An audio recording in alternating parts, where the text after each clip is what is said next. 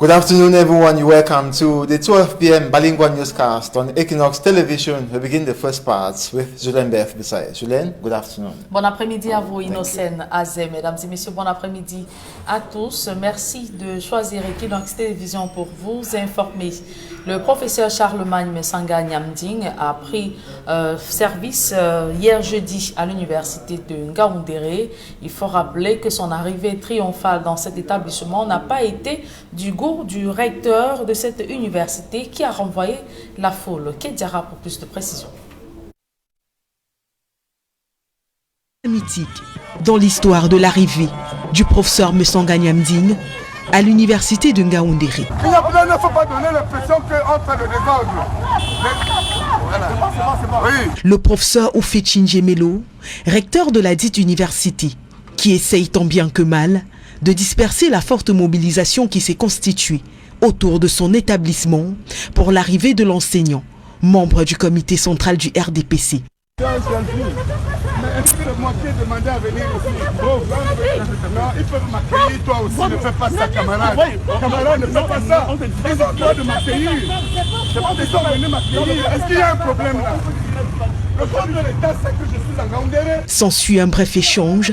Le professeur Mesanga Nyamding tente de calmer le jeu à sa manière, mais c'est peine perdue. Il remonte dans son véhicule, puis s'en va. Quelques minutes plus tôt, une foule de personnes était réunie autour de lui afin de lui souhaiter la bienvenue au sein de l'université et même dans la localité. Vous avez vu, j'ai craché une larme. Je n'ai rien organisé au départ. Je suis entré à Garoua parce qu'à Garoua, on m'a fait état de ce que 5000 personnes m'attendaient à l'aéroport. Je devais prendre mon vol lundi, j'ai détourné le vol. Je suis venu mercredi dans la nuit. Et j'ai voulu faire la même chose en Ngaoundéré, mais regardez tous ces enfants.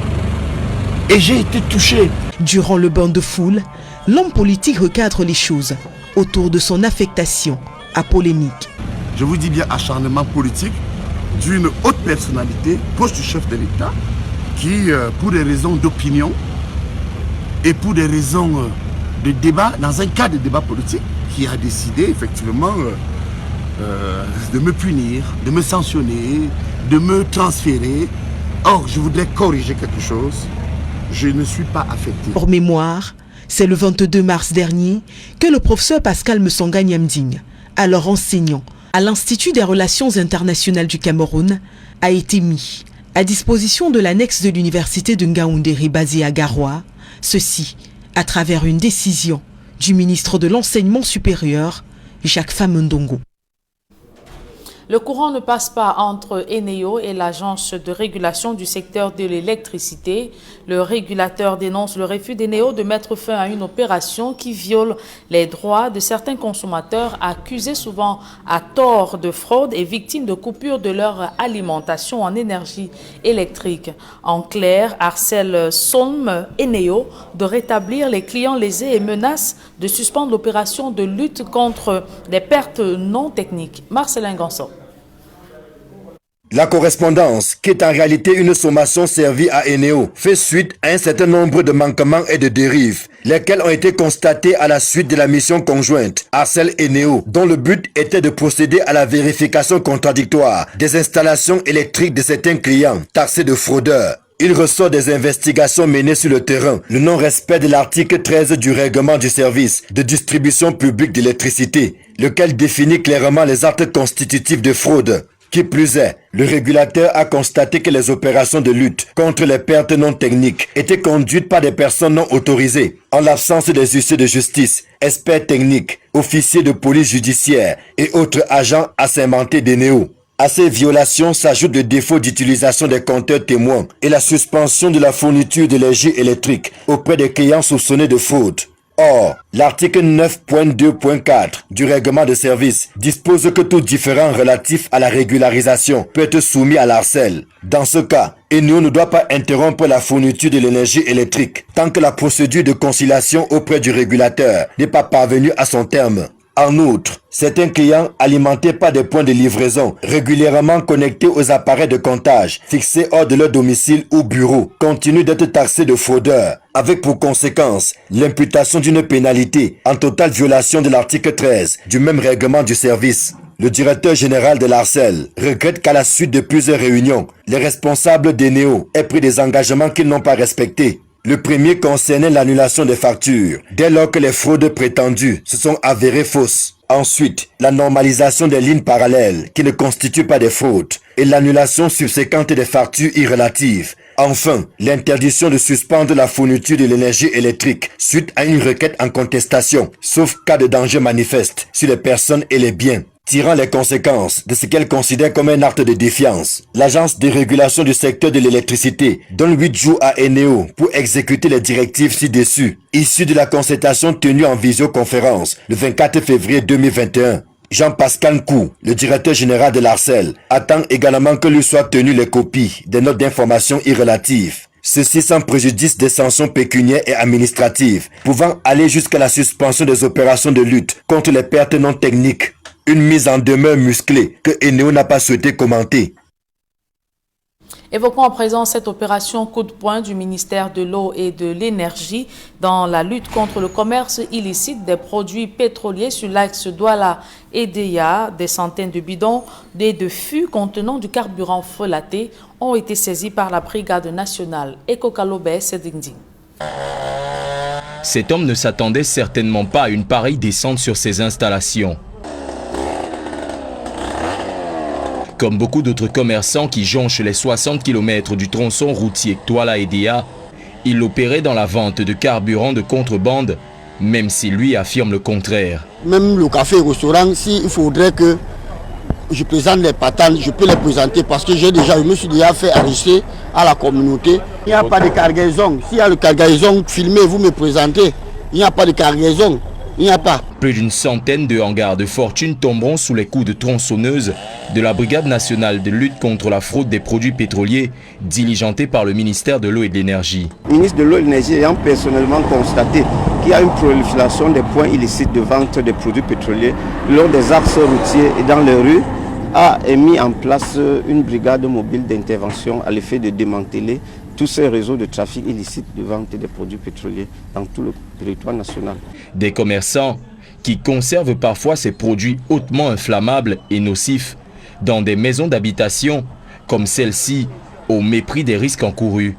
Au total, ce sont plus d'une centaine de bidons et fûts remplis de carburant de contrebande qui seront saisis par les éléments de la brigade.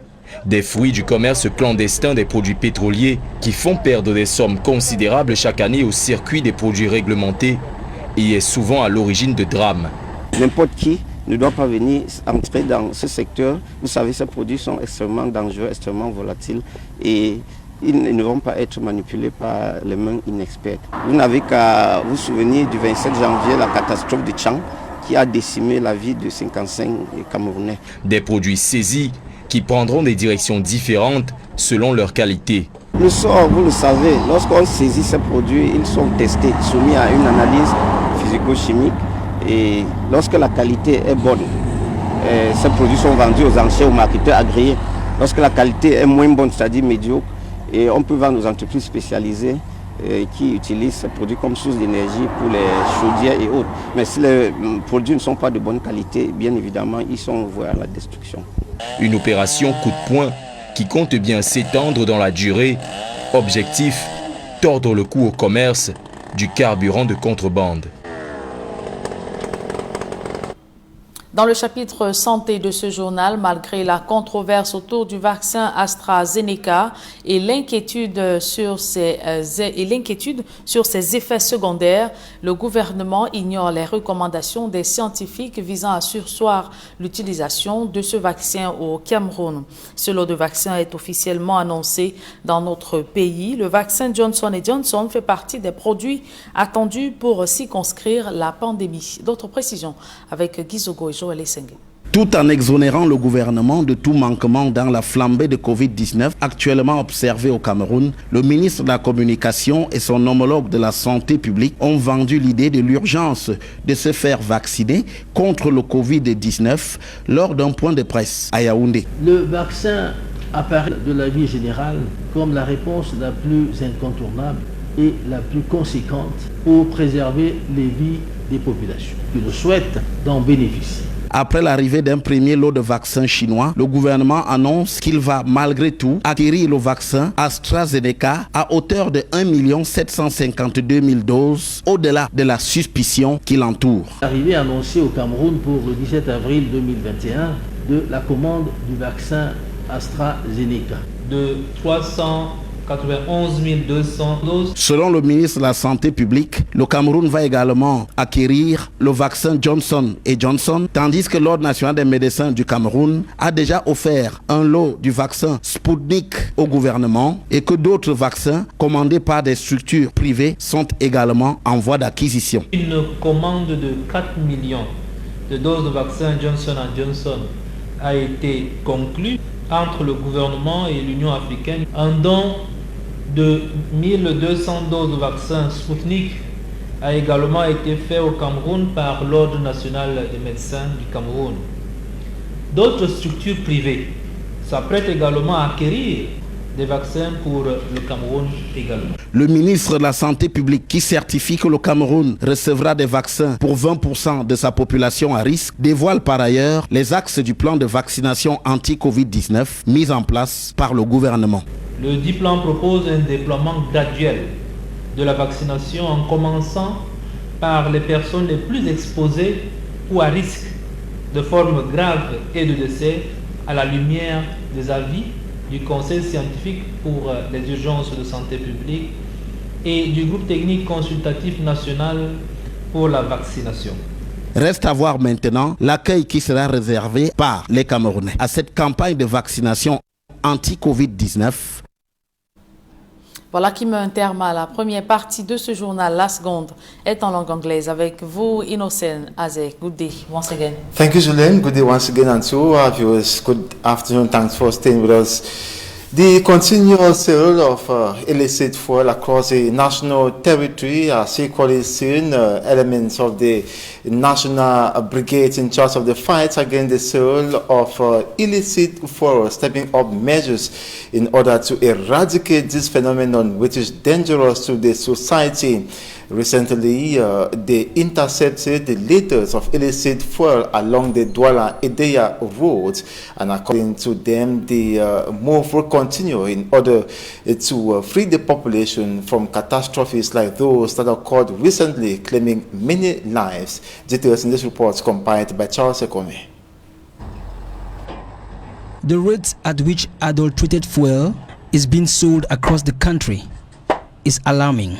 Reason why the Ministry of Water and Energy has created a task force and brigade authorized to prohibit the promotion of this illegal activity, says Mbusop Nasser, member of the National Brigade in the fight against adulterated fuel. From one town to another, you see everywhere everybody is selling fuel, which is not authorized. That is why the Minister of Water and Energy authorized us to put in place this brigade and fight against this illicit activity.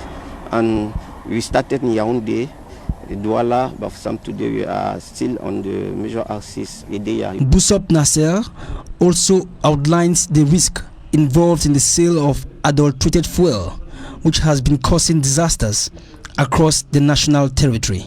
When you want to deal with this activity, you must ask for license or authorization to the ministry. The minister will send a competent authority to come and check whether all the security measures are taken before you start the activity. But when you see somebody just wake up in the morning, go and buy 1 or 2 gallons and start selling without knowing the risk, sometimes they are sleeping with this product, and that's why you hear that you have fire outbreak here and there. People are putting this thing even in the kitchen without knowing the risk.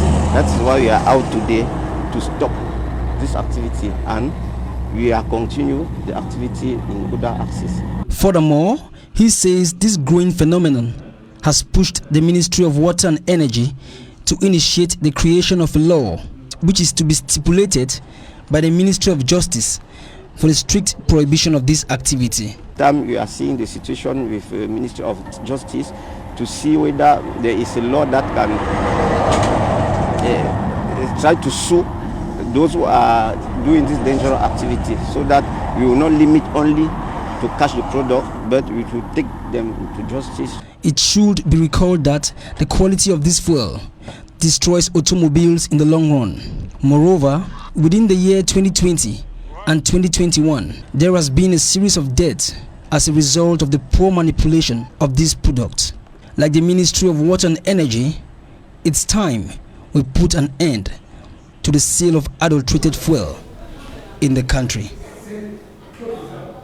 Business operators who lost enormous items in a fire incident at the Bamenda market in the Bamenda 1 municipality have been promised compensation by the Northwest Regional Council.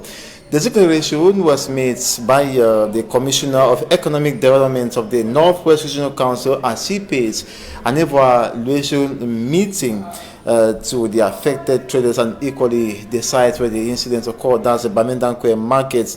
He as well noted that a total of 9 shops were razed by the flames that generated from a short circuit. Majikan gave a report. 10 shops were destroyed by fire last Sunday at the Bamenda market in the Bamenda 1 subdivision of the Northwest region. Amongst the 10 shops was a building material, electronics, electrical, general food provisions, and bag stores. As the owners of these shops continue to wonder where they are to begin, the Commissioner of Economic Development at the Northwest Regional Council, Ngenjung Awunti, was at the Bamenda market to evaluate the damages caused by the inferno on behalf of the President of the Northwest Regional Council. Business owners who have lost significantly, and we pledge to support the Bamenda 1 Council to ensure that these our sisters and brothers who have lost significant capital stand back on their feet, because this market has to be revived. This market is a mainstay of Mendake 1, and these merchants have to be on their feet so the economy of the region can keep going and they take care of their families. Accompanied by the mayor of Bamenda 1 Council, Mbinga Nja Felix, both agreed to first of all make the stores usable before helping the victims financially to re-equip their shops. The fire that occurred last Sunday was provoked by a short circuit as the zone recorded general low voltage. The Bamenda market is the only source of revenue for the Bamenda 1 Council. Dr. Kingsley Chesaw, Northwest Regional Delegate for Public Health, has urged the population of the region to ignore all negative statements and criticism made against the COVID-19 vaccines by some Cameroonians. He says the vaccine is very important and protective. He was speaking during launch of vaccination campaign in the Northwest region. Details with Immaculate Fogwe. The official launch of the vaccination campaign for the fight against the spread of COVID-19 ongoing in the Northwest region. The representative of the governor of the Northwest region, Viang Minkala, becomes the first person in the region to get the first shot of the Sinopharm vaccine. For me, I think that I'm very privileged and honored on behalf of His Excellency the Governor of the Northwest region that I'm representing. I'm very happy, I'm feeling fine after having received the first dose of the vaccine. And the government promised the population that the vaccine will come, and today it is effective. We have received the vaccine here in the Northwest region. The regional delegate of public health, Dr. Kingsley Chesaw, believes the vaccine can better mitigate the spread of the coronavirus. The vision of expert committees is a Sinopharm vaccine. The vaccine is very effective against COVID-19, Looking at the clinical trial data, it is 79% effective against the symptomatic form of the disease and 100% effective against the severe form of the disease.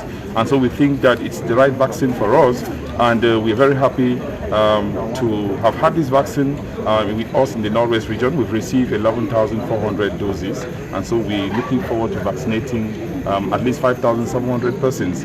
And this is going to be happening during the next couple of weeks. Apart from frontline health workers, persons above 60 years, diabetic and hypertensive patients will be prioritized during this first phase of the vaccination campaign.